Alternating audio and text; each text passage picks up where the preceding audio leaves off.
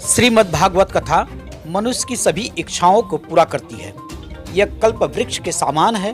भागवत कथा ही साक्षात कृष्ण है और जो कृष्ण है वही साक्षात भागवत है। साक्षात जीवन दर्शन हेतु यही भागवत कथा मुंबई के कांदिवली पूर्व ठाकुर विलेज स्थित ठाकुर कॉलेज के बगल में करमणुकेचे मैदान में भुवनेश्वरी परिवार द्वारा आयोजित किया गया है।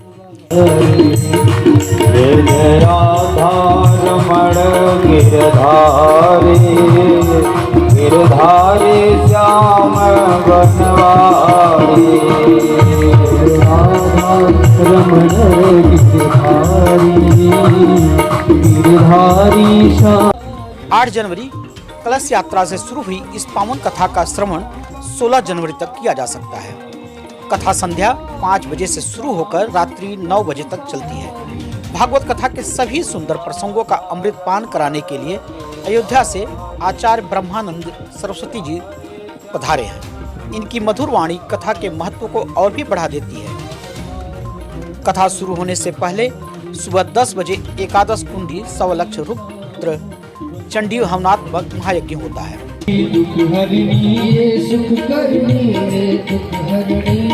मधुसूदन की आरती पापियों को पाप से है तारती। भागवत भगवान की है आरती पापियों को पाप से है तारती। भागवत भगवान की है आरती पापियों को पाप से है तारती। भागवत भगवान की है आरती पापियों को पाप से है तारती। मधुर बोल मधुपंथ को सन्मार्ग बताने वाला है, बिगड़ी को बनाने वाला है। ये मधुर बोल पंथ को सन्मार्ग बताने वाला है, बिगड़ी को बनाने वाला है। मधुर बोल मधुपंथ को सन्मार्ग बताने वाला है, बिगड़ी को बनाने वाला। भुवनेश्वरी परिवार के संस्थापक एवं चेयरमैन पंडित श्री देवेंद्र शुक्ल ने बताया कि यज्ञ करने से यज्ञ देवता भक्तों के समस्त कामनाओं को पूर्ण करते हैं। हवन करने से पापों का नाश होता है और मनुष्य में चेतना शक्ति जागृत होती है। यह सनातन परंपरा के तहत ही यह यज्ञ चल रहा है। इस यज्ञ का नाम है एकादश कुंडी रुद्र चंडी हवनात्मक महायज्ञ एवं श्रीमद् भागवत महाकथा। अब इसमें कई चीज़ों को समाहित किया गया है। 11 कुंडों के साथ यह यज्ञ मंडप बना हुआ है। यज्ञ किसे कहते हैं? यज्ञ में 4 बातों का होना आवश्यक है। प्रथम चीज, जहाँ देव ब्राह्मण पूजा होता हो, जहाँ हवन होता हो, जहाँ गोष्ठी होता हो और जहाँ दान की प्रक्रिया चालू हो, उसे यज्ञ कहते हैं। इस यज्ञ में आप पाएंगे इस यज्ञ मंडप में गणेश, गौरी, खोडस मातृका, सप्तघृत मातृका, 64 योगिनी, सर्वतोभद्र, लिंगतोभद्र, गौरी तिलक मंडल, नवग्रह मंडल, रुद्र मंडल, क्षेत्रपाल मंडल और वास्तु मंडल समाहित है, जिसमें हजारों देवताओं का आवाहन और पूजन किया जाता है। इस हवन और पूजन के साथ ही ब्राह्मणों का भी पूजन किया जाता है। प्रातःकाल 8 बजे से लेकर 12 बजे तक स्थापित देवताओं का पूजन और साथ ही ब्राह्मणों का पूजन होता है। इस तरह से यज्ञ का जो पहला शर्त है वो पूरा होता है।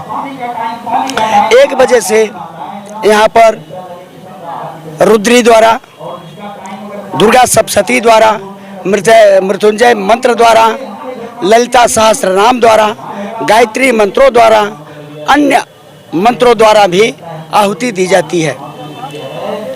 यह तीसरा शर्त पूरा होता है यज्ञ का। चौथा शर्त है गोष्ठी।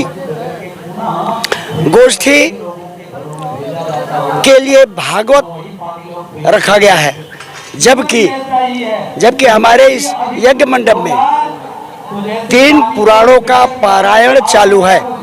पहला श्रीमद् भागवत महापुराण, दूसरा देवी भागवत, तीसरा है शिव पुराण। तीन पुराणों का पारायण चालू है। दुर्गा सप्तशती का भी पारायण चालू है, रुद्री पाठ भी चालू है। इतने चीज़ों का पाठ यहाँ हो रहा है। मृत्युंजय का जप भी चालू है, अन्य मंत्रों का भी जप यहाँ चालू है। इस तरीके से यहाँ पर हो रहा है। और सायंकाल 5 बजे से श्रीमद् भागवत कथा का आयोजन किया गया है, जो आपके सम्मुख प्रस्तुत है। यज्ञ का चौथा स्तंभ है या चौथी शर्त है दान। दान किसी भी वस्तु का दान, और सबसे बड़ा दान माना जाता है अन्नदान। और वह अन्नदान यहाँ सुबह से लेकर 12 बजे रात तक अनवरत चलता रहता है। जो कोई भी इस महायज्ञ के परिक्षेत्र में आ जाता है, उसको चाय पानी नाश्ता फलाहार और रात्र को महाप्रसाद के रूप में भोजन मुहैया करा जाता है। इस तरीके से दान की भी प्रक्रिया चालू रहती है। और यह यज्ञ में एक विशेषता है, आप यदि भागवत मंच पर देखे होंगे तो देखे होंगे 10 महाविद्याओं का चित्र लगा हुआ है। वास्तव में 10 महाविद्याएं हैं कौन?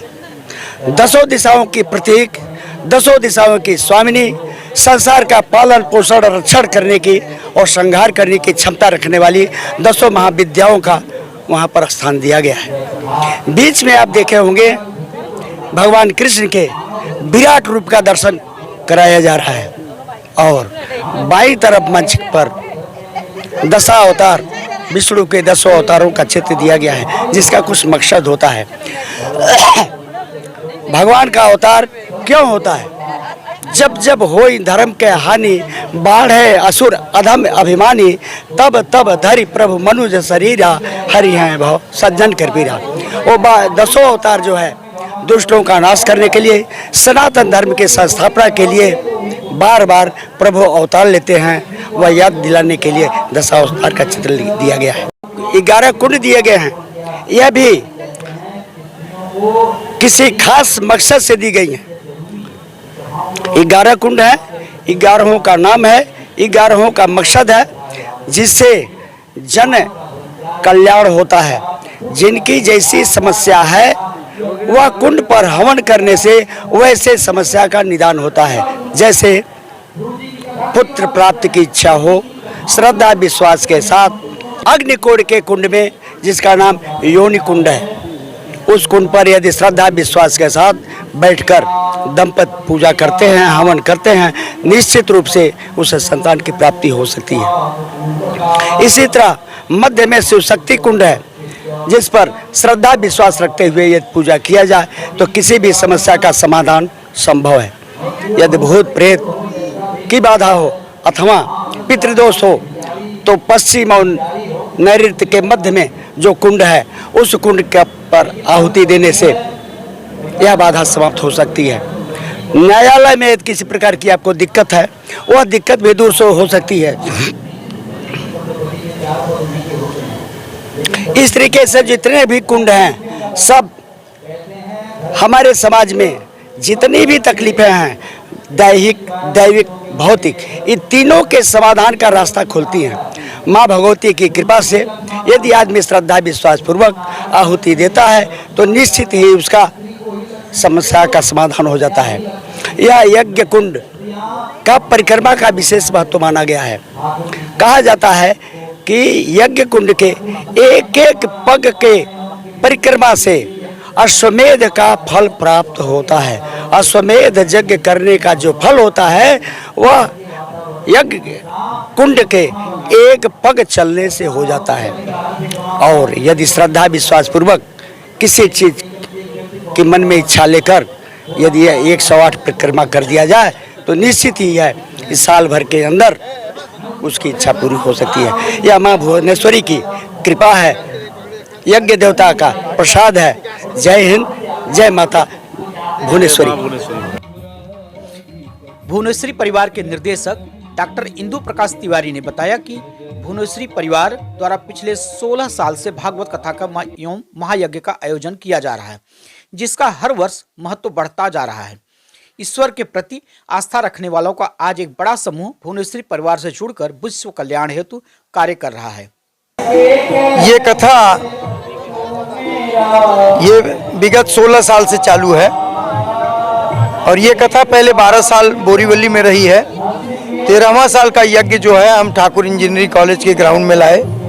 उसके बाद 2 साल कोरोना के आने के बाद उसके बाद हम 16वें साल में आज जो यज्ञ कर रहे हैं वो हम 16वें साल में यज्ञ कर रहे हैं। ये हमारे सम्मानीय श्री देवेंद्र शुक्ल जी जो कि संस्थापक, व्यवस्थापक और यज्ञकर्ता सब कुछ मतलब देवेंद्र शुक्ल जी हैं।